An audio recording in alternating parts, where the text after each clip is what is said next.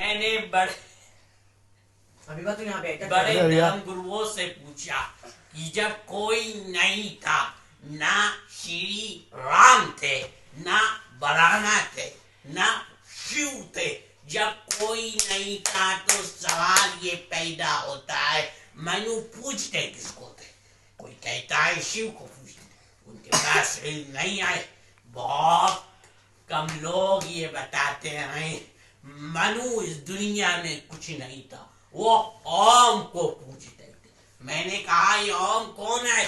بہت سے لوگوں نے بتایا کہ وہ ایک ہوا ہے جس کا کوئی رنگ نہیں ہے، جس کا کوئی روپ نہیں ہے، وہ دنیا میں ہر جگہ ہے، ہوا ہر جگہ ہے۔ انہوں نے آسمان بنائے۔ میں نے کہا بابا انہی کو تو ہم اللہ کہتے ہیں، انہی کو تو تم ایشور کہتے ہو، انہی کو تو ہم اللہ کہتے ہیں۔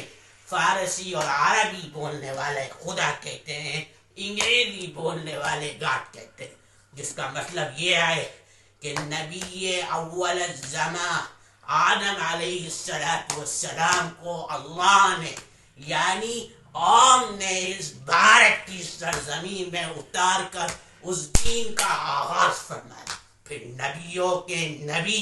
نبیوں کے سردار کو عرب کی سرزمین میں اتار کر اس دین کو مکمل فرمایا۔ میرے بھائی اللہ کی حکمت ہے، اگر وہ چاہتا تو اگر وہ چاہتا امریکہ میں اتار دیتا، اگر وہ چاہتا افریقہ میں اتار دیتا، اگر وہ چاہتا آسٹریلیا میں اتار دیتا۔